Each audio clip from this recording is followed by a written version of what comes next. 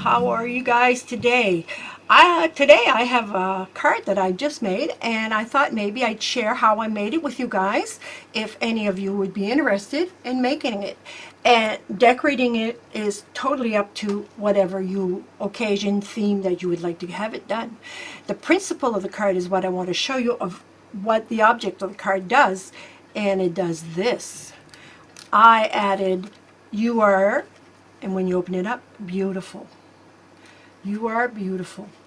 And like I said, well, how you decorate is up to you, but I'm going to show you how to cut out this so you can have yourself a card like this. So stay with me. Okay, so you're going to take yourself a piece of cardstock, which is 4¼ by 8½. So half a piece of cardstock, your regular size card. All right, so then you're going to take your scoreboard and you're going to score it at 2¾ 2¾ and then you're going to score it at 5½, which is your centerpiece for your card. Simple as that. So this is going to give you this half of your card, which is going to make your card, and this is half of this part here. Not complicated yet, isn't it? It's not complicated at all.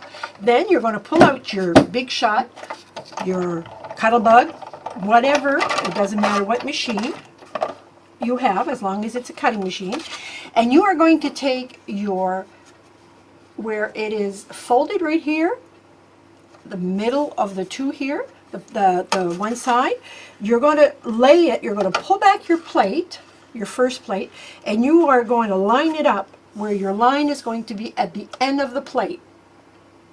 Okay?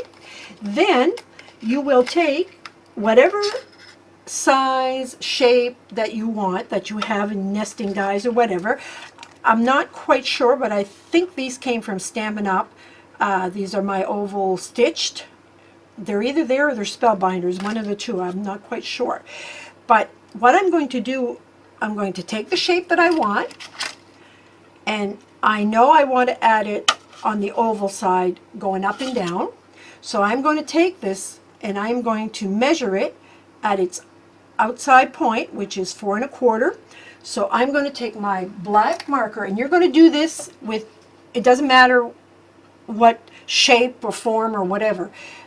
As if you want to eyeball it, you go ahead. I prefer not to, just because I'm going to measure this at 2:1, so it's about there. Let me see if I can measure it here on my board.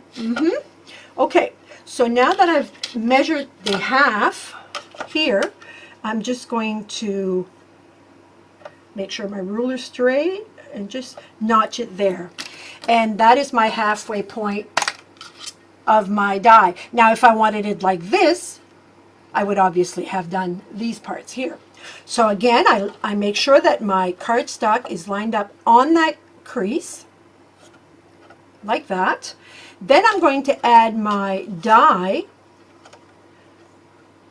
on those score marks in the middle of the piece. Are you following me? Let me close up my camera here so I can show you, make sure that you see what I mean. Let me get this right. Okay, so you can see, there. So you can see where my score mark is. My plate is lined up exactly where that cut mark is, and I am now going to add my die right on the cutting mark in the middle of my cardstock. I always have tape at the corner of my Big Shot, old habit. I don't think it would go anywhere even if I didn't have it, but it's an old habit that I keep. Now you can put your second plate, you can put it anywhere, and you can tell mine is pretty battered up, but it still works, and until it cracks, it's going to stay there. And you just push it through your Big Shot. You might have to give it a little tug if your plates are twisted, like so. And I'm going to pull this out. It's caught on the magnet here. Take out my Post-it notes here, my Post-it little tape.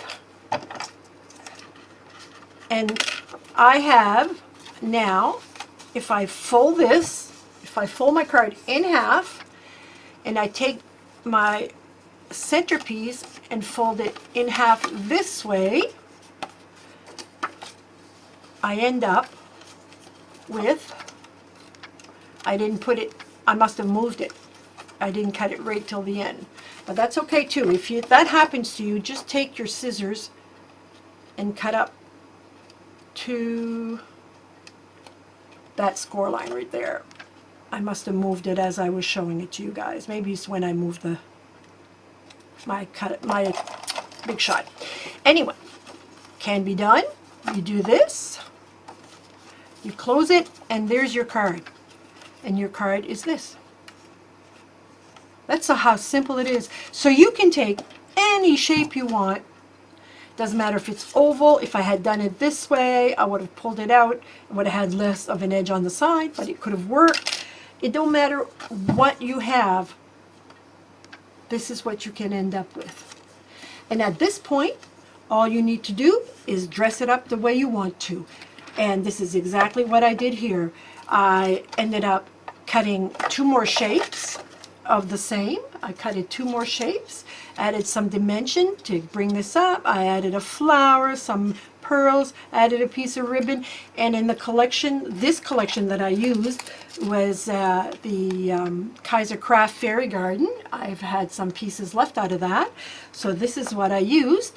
And with a piece of ribbon, and I had some stamps that says "You are whatever," and I just put "You are beautiful," and it keeps it very general, so I can change it. And if on the bottom I want to put "You are beautiful," "Happy birthday," "Sorry I missed your birthday," "Happy anniversary," whatever, I can do whatever I want. So this is a basic that I wanted to show you how to do the card. So I hope you've enjoyed this tutorial about how to use your dies constructively and make yourself a flip-flop card, or whatever you want to call it, without having to buy the die itself to make these types of cards. This is Yvonne, and I hope you've enjoyed this tutorial, and I hope I've inspired you to try this with any shape that you have in dies. And we will see you again. Have yourself a creative day. Bye-bye.